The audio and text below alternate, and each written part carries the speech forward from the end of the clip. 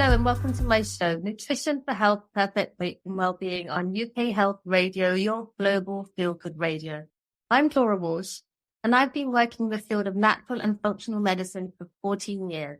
I'm a qualified nutritionist and nutritional therapist, and I support my clients to overcome their chronic health concerns like hormonal imbalance, digestive problems, chronic fatigue, autoimmune conditions, skin concerns, and more. You can find out more about me on my website, nutriheal.net, and also follow me on Facebook, Twitter, and LinkedIn. Well, this week, we're going to be talking about using Nutrigenomics within personalized nutrition. Nutrigenomics is the scientific study of the interaction of nutrition and genes, especially regarding the prevention and treatment of disease. And personalized nutrition uses the individual characteristics of the person to develop targeted advice to assist them in achieving a lasting dietary change in behavior that is beneficial for their health. This week, we're talking with Anne Pemberton. She is the author of Nutrigenomics within Personalised Nutrition by Singing Dragon. Anne's career spans 25 years of cardiothoracic intensive care nursing.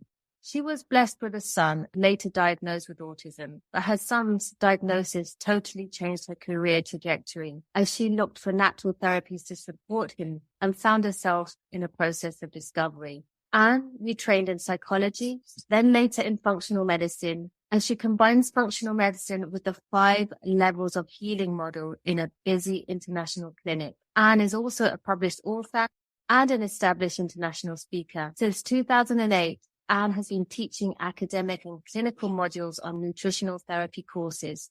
She ran the MSc in Nutritional Science and Practice course at the Northern College of Acupuncture in York, UK from 2010 to 2017.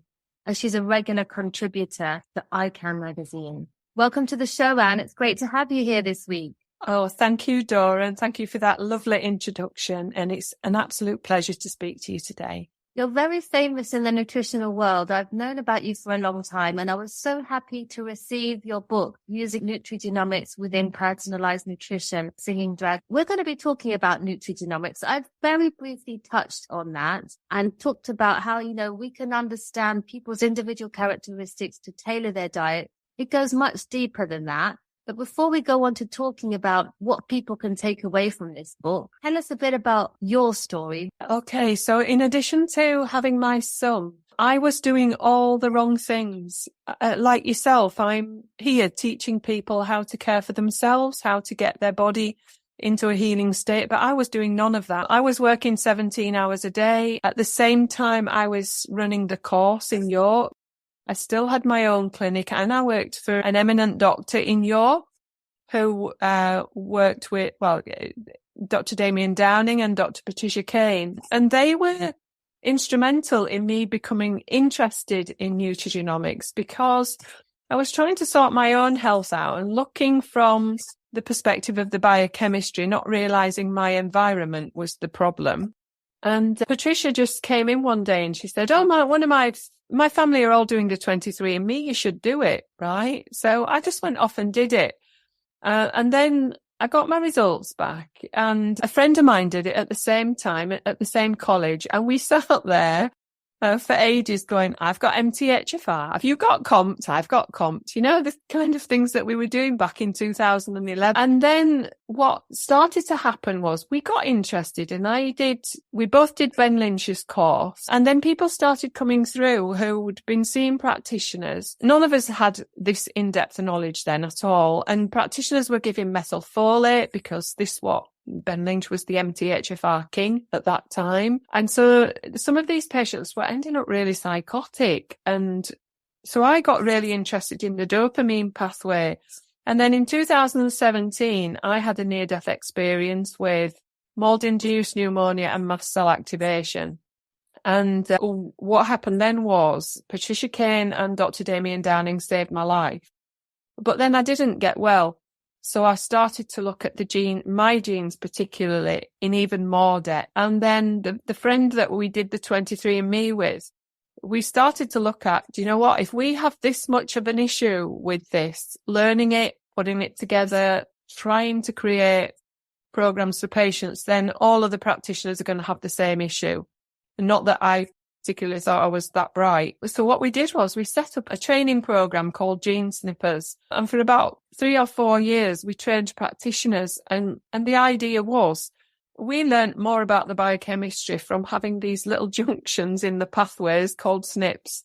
That really helped us to see how the pathways worked. And so that was the main aim of it. But after 2017, when I couldn't get well, I disbanded Gene Snippers because I just couldn't give the energy to it anymore. And then there was all this massive knowledge that Angela and I had put together. And at that same time, I had to give my notice at Northern College because I couldn't do that job either. And at that point, that's when Singing Dragon approached me for a book. They approached anyone in the academic team to produce a book, and I gave them some ideas. I wanted to write a book on autism because that's my focus, of course. But there's so many books on autism out there. You've got to have something really different. And so they asked for Nutrigenomics, and that's how it came into being, really. So that's kind of the work from 2011 up to now. So Singing Dragon, your publisher, must have realized this is a really big issue going forward that touches so many people. You were a health practitioner yourself, and you realized that you needed to look at your genes and how they played out, as well as the other levels. So obviously they realized you were the expert in that area. Just before we go on to talking about your book, Using the Nutrigenomics Within Personalised Nutrition, I'm going to mention your website so that if anybody's interested in your work, which is very transformational, they can find out more about you. It's venturoushearts.com. Is that correct? That is correct, yes, Dora. And also the book they can get from the Singing Dragon website. Can they also get that from Amazon or any other? I believe it's in every Amazon outlet now. Fantastic. And if people want to follow you on Facebook, I know they can find you on there and Pemberton. And you're also on Instagram, and it's Venturous Hearts on Instagram. I've seen that one too. So yeah. Let's talk about the book. The book is really well structured. It explains things really. Let's talk a bit about your inspiration for writing the book. I know you were unwell and you were approached as well, and you took time to do it. But can you tell us a bit more about your inspiration to write the book? I think my own experience when I first started dealing with nutrigenomics was very much, it was very SNP treating, as we call it lovingly. It was very much about, you've got this SNP, take this vitamin, which is really what the pathways look like. And there can be the propensity towards that, and kind of, I wouldn't say a lack of understanding, but limited understanding about the biochemistry. And so when I started to put the book together, I think Singing Dragon and I had different ideas about what we wanted. So it took quite a bit of ironing out, but that was a massive learning curve for me, because I think because I taught at master's level, I didn't quite have the skills to bring that down to a practitioner's level who's perhaps in the early part of the BSc or even diploma. So, I had to kind of look at, well, how do I do that? And the way to do it in my eyes was, I don't actually like being the centre of attention, and I don't actually like being the gene queen. But when I'm on stage, there's something different, and I can tell a story. And I think, people do well with stories. So and I'm not scared to stand on stage and say, well, I did this and this happened to the patient and it wasn't great. If I'd have done that, it would have been better. I'm really not afraid to say that, because I think we have to be authentic as well if you want people to listen. So it was about, okay, I can write a really boring book that's got all the pathways in, and this gene does this and it needs this to support it, etc. But I think to bring a book to life, it needs a case. And that particular case, she had SNPs in every pathway. She was such a sick cookie, as you can see if you've read the book. And with her permission, obviously the name's been changed. It was really beautiful to be able to come at the end of each section, which is usually a pathway or a cycle within methylation mostly, and then just look at that and say, okay, did this work out? And if it didn't, what could we have done differently? Which is why there's 2 case studies in the dopamine pathway, because this case just went through fairly okay, and dopamine can be a real sticky wicket. So I brought in the other case study, which was totally different and a different way kind of heal that pathway, as it were. So it is all about, for me, it's all about bringing a case in. It's all about self-reflection. You know, how did I do this right? Or, you know, how could this have gone a different way, if that makes sense? Yeah, totally. So you talk about the cases in the book. You've got a couple of cases in there and you go into great depth. I think in section 28, you have somebody called Ella and you talk about her throughout the book. For our listeners that maybe don't understand nutrigenomics so well, but want to know how they can help themselves, maybe could you give us a bit of a snapshot of that case, what you found out about Ella through the genetic testing and the biochemical testing, putting that together and helping her to achieve a transformation so that our listeners can understand how that could potentially support them in the future if they went down this road.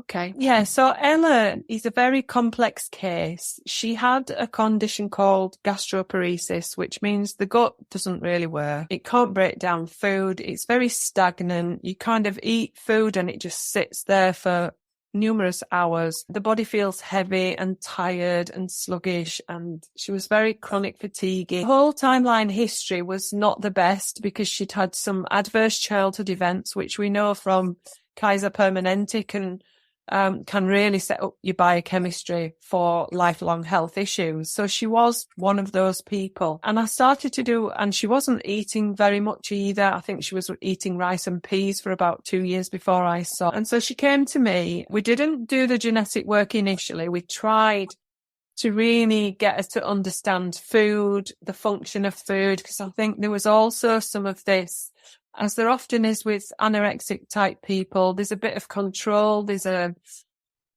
core shame, for want of a better description. And we have to help people to kind of love themselves, if that's the right terminology. And so we did a lot of work around that with her, not hugely successful. So, and she was keen to know more. She was very kind of biochemistry led.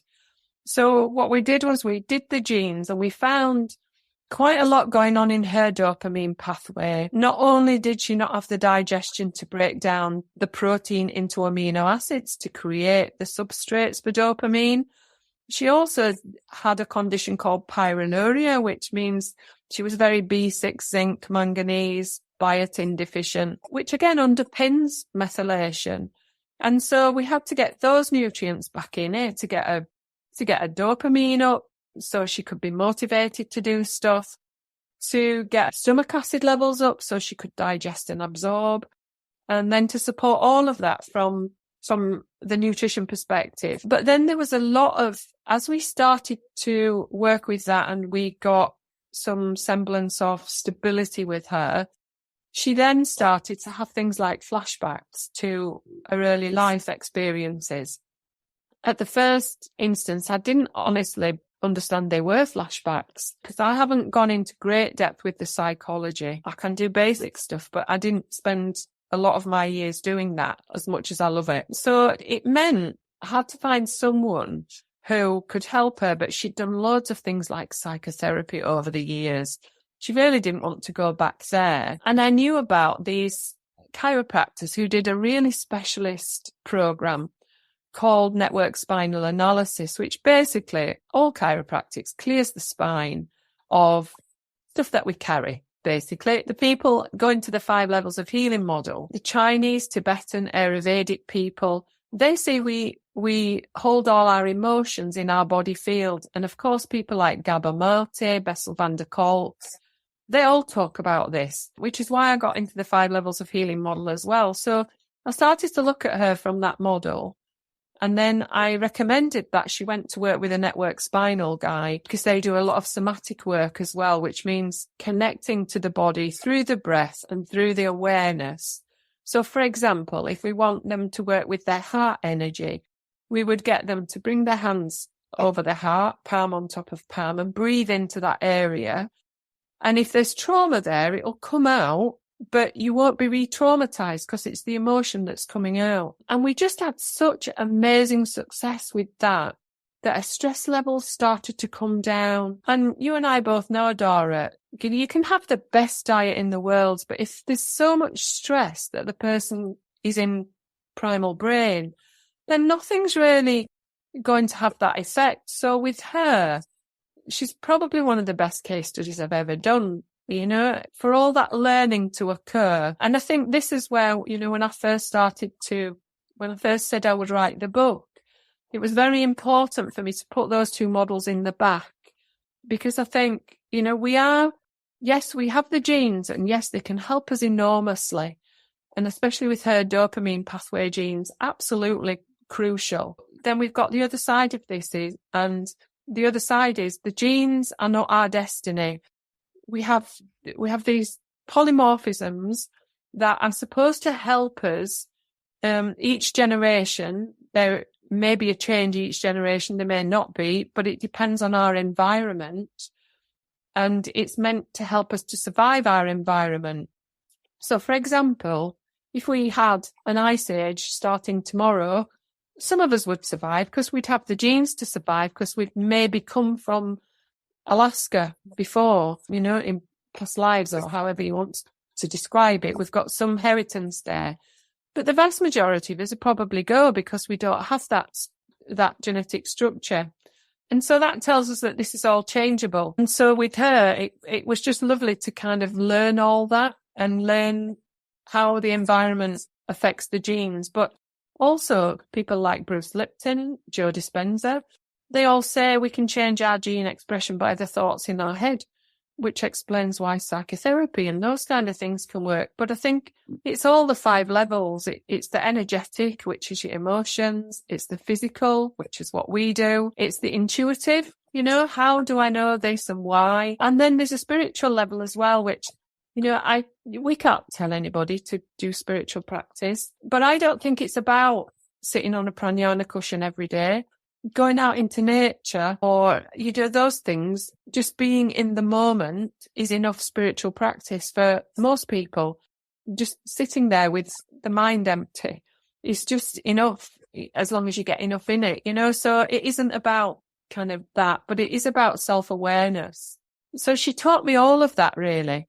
I had to go to the 5 levels of healing to heal myself, and she taught me the same thing. So, you know, when you get it twice, you kind of listen, don't you? Definitely. We learn so much from our clients. And it sounds like with Nutrigenomics and all the other 5 levels of healing that you mentioned, you went so deep into her case, and you went so deep into yourself. And it's almost like as you were healing yourself, you are supporting her healing as well. And it was like a journey that you went on together. Absolutely, Dora. And I must admit, you know, when I kept getting the editor's feedback, it was almost like I had to heal on a few of those pages. And sometimes I would be so kind of healing my own stuff, because we've all got it, haven't we? It's, you know, not to scare people, but we all have our conditioning. And, you know, the feedback would come back, and then I'd just put it to one side for 2 months. And then the editor would say to me, have I got any feedback yet? Have you had a look at it? And it'd be like, I don't want to, you know? Yeah. So it was, honestly, it's been the best learning experience for me. Really has. And the best growing experience. I can't fault it for that. But yeah, it was. We're going to be talking a lot more about your book and your learning and the results and what people can take away from using the Nutrigenomics within personalized nutrition by Singing Dragon and Pemberton after a few messages from our commercial partners. UK Health Radio, the station that makes you feel good.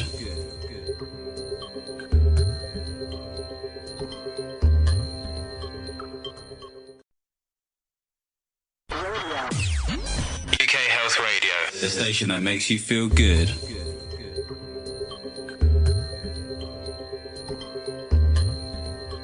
You're listening to Dora Walsh on my weekly show, Nutrition for Health, Perfect Weight and Wellbeing on UK Health Radio, your global feel-good radio.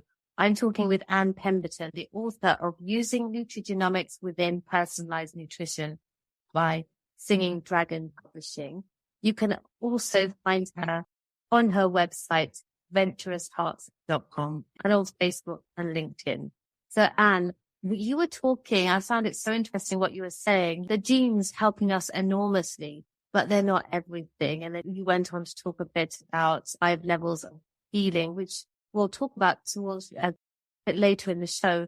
But can we give our listeners a bit of hope? Because I know there's a lot of fear around genetic testing these days, and some people are getting themselves testing, and they're worried when they get the results because they think, oh, I'm going to get this, I'm going to get that, I'm going to get Alzheimer's, could I get breast cancer, etc.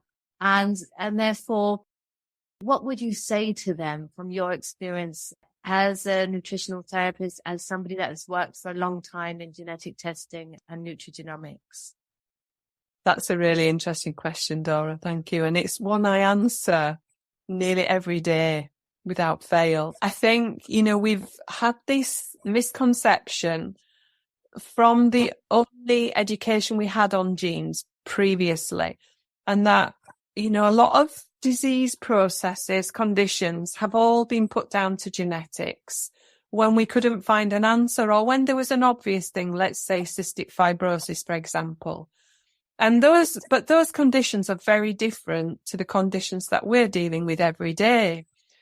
So what can happen is the education, without being disrespectful, because I love our NHS and I love the doctors within it. I work with some superb ones. So I don't want to kind of feel like I'm denigrating anyone here, but their understanding is still in that paradigm. You've got a gene, it's a problem. And in some cases, they're measuring, for example, MTHFR, especially in the autism community.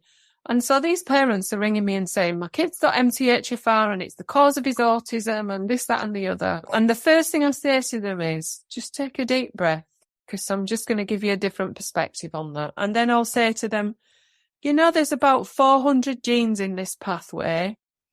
And yes, the MTHFR makes one transition. It's a catalyst to create one chemical from another, i.e. methylfolate, which is the driver of methylation. But there's another 5 or 6 genes in that pathway, even before you get to that one. And they could be okay, depending how great or small the amount of changes within that gene. And it's not the gene, it's actually the enzyme. So you can have a gene snip and the enzyme can still be working perfectly. And so it's not your destiny. And I also say to them, the genes express usually because there's something like a gut imbalance, which is causing a level of toxicity within the body that right now at this point in time is not being addressed because you're not aware of it. So like maybe a yeast overgrowth, maybe Clostridia, because that interferes with dopamine. And so I just give them those pointers and I say, what I can do for you is I can have a look at your genes, and if you're prepared to do a urine organic acid test so that we can see gene expression for these pathways, I can present that to you so that you're not afraid of it. Because at the end of the day, if we can adapt your environment to make it cleaner, so that, the enzymes are not, the genes are not expressing into the enzyme, then, it isn't really any more than we ever did before for people. It's just that we have a much deeper understanding of it. And so therefore we can get there quicker. So it all comes down to not just focusing on the gene, but combining that gene analysis with looking at the biochemistry of the body. And you're using organic acid, which is a urine test, which is looking at how those genes are expressing throughout the pathways.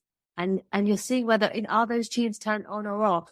If they are, how can that person be supported in terms of their environment, their nutrition, their emotions, so that the gene doesn't express? Is that right? That's absolutely right, yeah. So does it just come down to then, so that therefore, obviously, that puts people's mind at rest. So in the old case with people that you've worked with, and then obviously you've got a couple of case studies in the book, you've been able to switch that off and they felt better, their trajectory improved?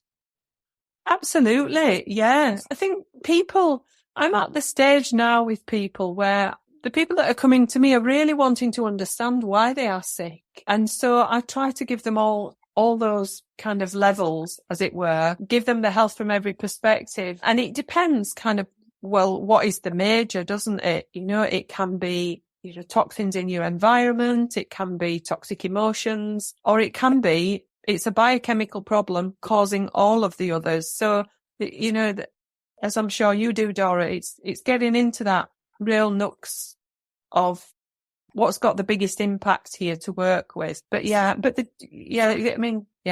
else can I say it? I'm not sure really. I bet you. I mean, did people know what they're getting into when they come to you, Anne? Because sometimes I find, as a nutritional therapist, people, when I first qualified many years ago, about 15 years ago now, people would just come to me for the usual thing like, oh, I want to lose a bit of weight. And then it would be much deeper than that. There'd be many reasons why the person was overweight and wasn't about calorie counting. Would go on all different levels, the spiritual level, the nutritional level, the emotional level, the beliefs, the trauma. And they kind of didn't know what they were getting into when they first came to me, because they just see us as, nutritionists and not realizing that we're going on a very deep level to understand the root cause.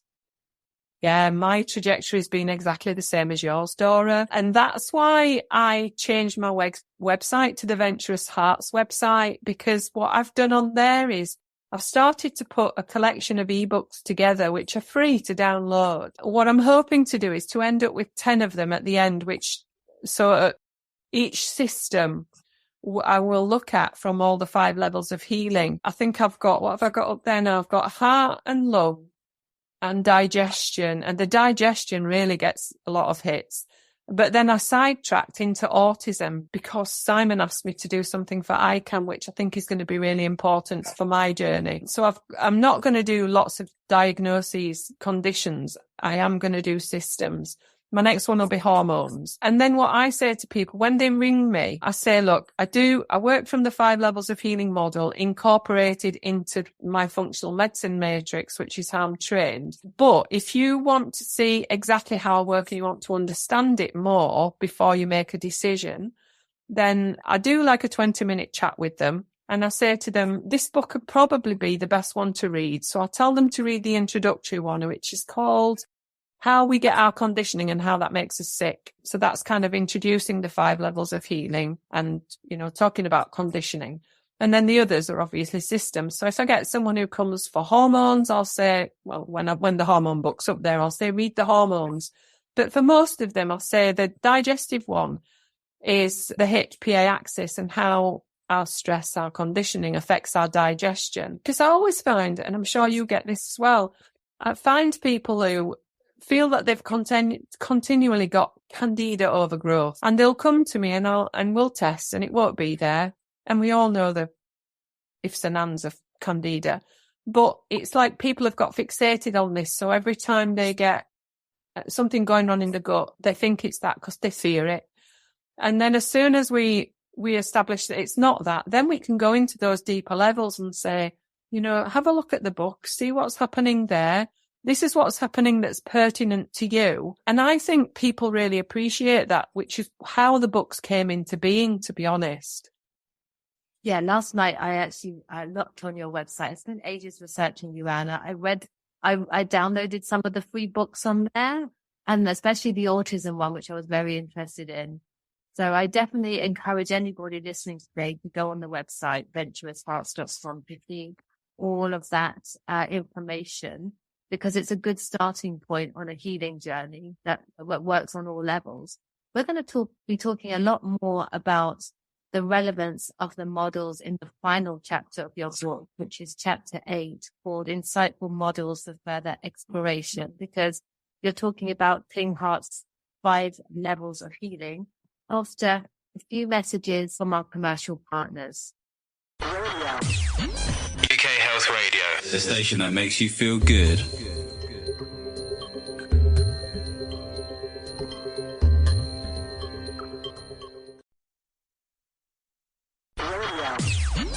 UK Health Radio, the station that makes you feel good.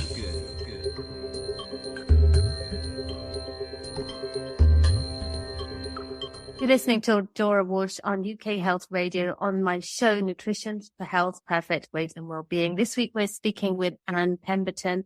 She's the author of Using Nutrigenomics Within Personalised Nutrition, Personalised Nutrition and Lifestyle Medicine for Health Practitioner series from Singing Dragon Publishers. And you can find out more about her on her website, Venturous Hearts. You can also follow her on Facebook and find her on LinkedIn as well. Now, Anne, it's great having you on the show.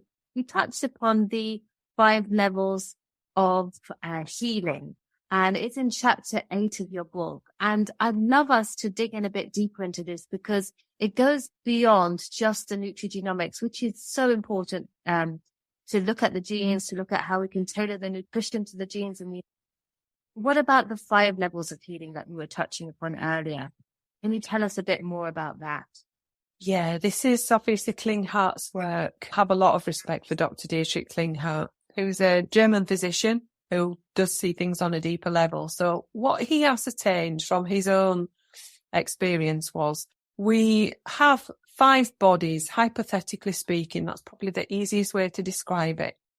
And so what he says is the 5 bodies are the physical body, which is what we feed with food and nutrition. It's the body, it's the body that we can use body work on. So things like chiropractics, those kind of therapies can work wonderfully on that. And obviously it's the foundation for everything, because if we don't have a good diet, then, we're just going to ail. The next level that Dietrich looks at is the energetic level. He talks quite a lot about EMFs, electromagnetic frequencies, being a big problem for this level, because the electromagnetic frequencies can interfere with the normal function of the body. I see it more emotional, and the reason I see it that way is because my experience took me through a college that predominantly taught acupuncture. So I learned a lot from them as well about how when we have never felt safe to express emotions in childhood, for example, what we do is we suppress them in the body, and certain emotions are assigned to certain organs. So, for example, anger, frustration, it's all liver gallbladder. It's why we call biliary. I'm not even sure if it was Shakespeare who said that, but it was one of the big guys. Heart is obviously love and fear, because they're polar opposites. And so all organs have this mechanism. And the way I see it is, if your emotions are suppressed, then you're stopping the energy flowing without realizing in that area of the body. So the blood flow can't get there as well as it could before, and therefore the blood carries nutrients. So the nutrients are not going to get there in the same capacity.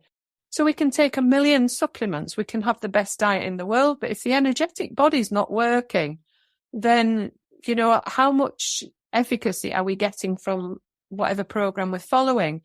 And Eileen McCusick brought this to our attention. She talks about tuning the human biofield. So she does work with biofield tuning, which basically is using a tuning fork, and you get the fork vibrating and then you take it across the body.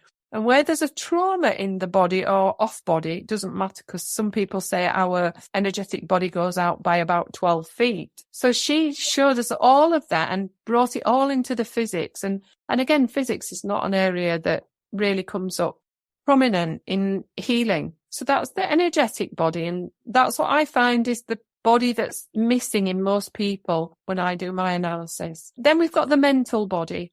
The mental body is how we see ourselves in the world, what our own state of mental well-being is telling ourselves. Ross Rosenberg talks quite a lot about this in terms of when we've been in relationships that have not suited us and we've stayed there, and we build this core shame. But he reckons it comes from childhood, from things like attachment trauma. And we live in a world where very often both parents work. So that's kind of easy to see how that manifests without it ever having been intentional. So that we have to look at that as well. Then we look at the intuitive body, and the intuitive body is all about, sometimes we just know something. It's almost like we've done it 1 million times, but we've never actually been taught it. And sometimes we go into a room and we know instantly a person in that room that we do not need to go near, because without putting too fine a point on it, their energy is not right. And we know that intuitively, and we don't know why. So we need to tap into that. And the way I use the intuitive level is to try and get people more intuitive about what they're eating. Ask their body, what do you need right now? Go into the kitchen to make a meal and say, okay, what kind of meal would be right for me right now? And just ask the body, because the network spinal guys teach us that the body has its own innate wisdom. It's just that we're all inside our heads instead of in our hearts. And when we can come out, and this is where heart math came in for me as well, when we can come out of our heads and into our hearts, we can really listen to what the body's telling us. Because every symptom is a message. Every emotion is a message. And as soon as we see the body like that, we can then start to love it again, which is part of my focus. So that's the intuitive level. And then the spiritual level, I see that as personal awareness. So it might be things like meditating. It might be things like going out in nature. It might be listening to music and dancing around. Because the one thing that always sticks in my mind, you know, when we were teenagers, you and I know for me, I was in nursing. We worked long hours for peanuts, but we always got free entry into the nightclubs because people loved nurses because they were giving to the community. And so, you know, we got drinks paid all night. We can get drunk. But those were the happiest times. And you can look at those and you can say, well, you didn't have the trappings of Western society. You didn't have children and, you know, and you hadn't lost yourself by then in all those Western trappings as they are. And you can say, and, you know, you were young. But actually, if we went back to that now, and if we looked how we were historically, we used to live in tribes, and at the end of a day that was pretty intense, we'd all sit round a campfire telling stories and playing drums and flutes, you know? And so when we look at that, I kind of see the spiritual side as coming back to the self, understanding who the self is. And I think for some of us, this is how we have these problems at menopause. You know, so many women, bless their hearts, they get to menopause, they're older, the parents have passed on, so they're not having to look after them anymore. Their children have come of age where they're leaving, and suddenly they go, who am I? And I think something happens there that I think is really prominent for this kind of work. So they're how I see the models. They're a bit different to how Dietrich Klinkhardt saw them, but then he trained us maybe 15 years ago in this. So I think you take your own slant on it, don't you? Yeah, you intuitively take your own slant on things and work around how it works for you and connecting to your client in the way that's going to get them the results. So there's you mentioned the physical body, the energetic body, the mental body, the intuitive body, the spiritual body. My question is, for somebody that's so sick and so removed from the body, as some people are, they're very much in their head, or maybe not, just not very conscious, and there's no judgment there. How on earth would you start to work on these levels when people are maybe confined to a bed and seriously ill? Okay, well, from the nutrition perspective, it would be soups and stews. It would be very Chinese, nurturing things, kitchery, things that they can manage to get down, however small, to get the body nurturing going. And I would immediately get them in front of someone who is either a network spinal practitioner or someone who does biofield tuning. And I would get someone to start and work on the body field. And I would just coach them through that bit, because I've done that myself for my own healing.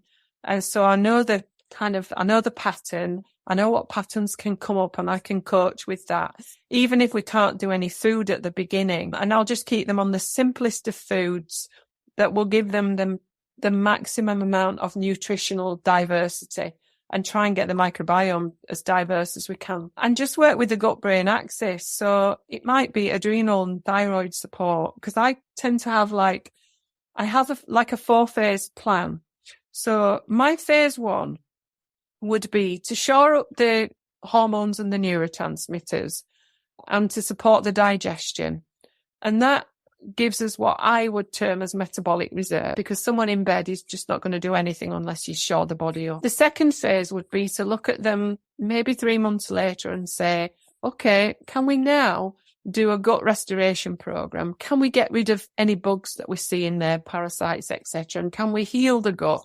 Will the body tolerate that now? And so that would be my phase 2.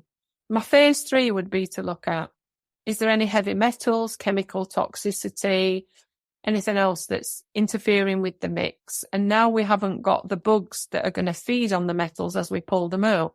How can we do that safely? You know, because we can look at far infrared saunas, we can look at salts baths, that kind of thing. I try not to give masses of supplements, because bodies like that won't take a lot of supplements. And then my 4th phase would be, are there any viruses or retroviruses hanging around now that are keeping this person ill. And in amongst all of that, it would be coaching at each stage. So, okay, this is happening. I also check all of mine for pyroluria because I nearly always find it. And sometimes I think I'm going mad. But I find that even if you don't want to name that, because I'm very reluctant to give labels to people as well, because sometimes they've got enough labels to sink a ship. So I'll maybe not say this is pyroluria, but I might say, do you know, you could do with some B6 and zinc, and let's face it, most people do need that. And just that can make a massive difference if we can get it down, you know, and if we can get the body to cope with it. So I just go really gently with these people. And then if they've got help, wonderful. You know, if they've got someone who can make them the soups, because that's the other thing. You know, how do they manage it when they're laid on a settee all day and then they need to sleep 16 hours to even get a bit of energy to get them going on a morning? So I might say things like, you know, a soup maker would be great for you, a slow cooker, so that you can just make one meal of kitchery and just get a couple of tablespoons every few hours so that you have got something on the stove all the time. I mean, obviously you can't leave that days and days, but sure, there were days in my lifetime where my mum made a stew on a Monday, was still eating it on a Thursday because she was still adding stuff to it. So I grew up with that kind of background. So I've kind of pulled in those kind of skills and say, look, what can we do? Because at the end of the day, these people are sometimes so emaciated, but also they are so tired. So it's got to be easy. Yeah, it sounds like you're kind of shoring them up. You're supporting them on a physical level to then go through all of those stages that you mentioned. And then not doing it all straight away, the digestion, then the gut restoration, then looking at, is there any toxicity, any heavy metals, any retroviruses? Do they have any of these genetic conditions like pyroluria, etc.? And then working through those levels before I then guess moving on to the spiritual aspects. Is that correct? Yeah, I mean, some of them, when they come to me, they've already got some kind of spiritual practice going. What I find more often than anything, Dora, is it's the energetic level that's missing because they just don't realise what their emotions do to them. They're stuck in a cycle? Yeah, absolutely. Stuck in a cycle, yeah. Their own perception of who they are in the world. And then, yeah, so it's it's getting people also, this is probably an easier way to say it. We're taught not to love ourselves. We're taught it's quite narcissistic to care about yourself, to love yourself. And then as women particularly, you know, we have so many demands on our time and we work now as well. So we don't ever have time for ourselves. So when someone tells you, okay, we need to practice self-compassion and self-love, people think that's really narcissistic to do that. So they won't do it. Whereas when they're on a bed or on a settee all day and suddenly you say to them, you know, this condition that you have, these are the emotions behind it. So let me just give you an example, actually, because it'd be easier from my little repertoire of things. Let me just find chronic fatigue, because that's a good one. So, fatigue. Sorry, I'm just splitting. Fatigue. It says stress and resistance, struggle, limitation, fighting to get things done, overworking and pushing yourself beyond your limits, bored and frustrated with your life and drained by your commitments. So when you read that to somebody, you can kind of say to them, so what set you off on this spiral of being everything to everyone? And it's usually something that happened in childhood. It's usually a parent who had depression. So the child had to be that good child. And so they grew into this, always pleasing that parent to make that parent happy. That then transitioned into school. So they always had to be the A-star student. That went on to university and they always had to have the class 1 honours. And then it goes into later life. And when they see that pattern, you know, they can look at that and say, well, I can't blame anyone because they have their own traumas, and most people are like that. No one blames anybody else because how can we? This is society. But it's really lovely to help someone to understand this is how I got my conditioning and this is what's making me sick. Because then they can turn that around and they can say, right, I need compassion for myself first because I need to forgive myself for running myself into the ground, which is one of the things I had to do. And I love working with people like that because you get such transitions with them. Yeah, you're getting them to wake up and understand, the origin of the condition that they're experiencing now. And often that's in the past and about their beliefs about themselves, their emotions, how they feel, and not loving themselves, as you say. But it goes very deep. It certainly does. Absolutely, it does, yeah. And it's been so great to speak to you. I could actually listen to you all day. But we've come to the end of our show. And for anybody that is interested in the work of Anne Pemberton, they can go to her website, Venturous Hearts, and also definitely read her book. She's looking at Nutrigenomics. It's called Nutrigenomics Within Personalised Nutrition by Singing Dragon. And she's got some amazing case studies in there. And then she does also talk about the 5 levels of healing, which is a very deep way of looking at things. And we've only touched the surface today, so you'll definitely have to come back in the future, Anne. Oh, thank you, Dora. That's really sweet of you. It's been an absolute pleasure. I've really enjoyed it. Thank you. So for everyone listening today, I hope you've enjoyed this show as much as I've enjoyed presenting the show. And look out for our next show next week. Until then, goodbye.